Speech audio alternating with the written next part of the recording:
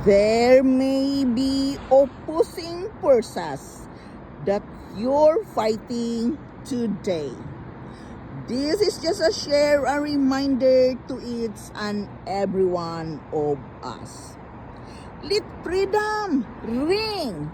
Things that you want to get free from. Freedom from an addiction, anxiety, a lack of fear.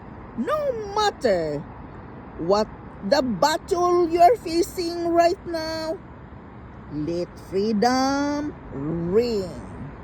Because victory is on the way.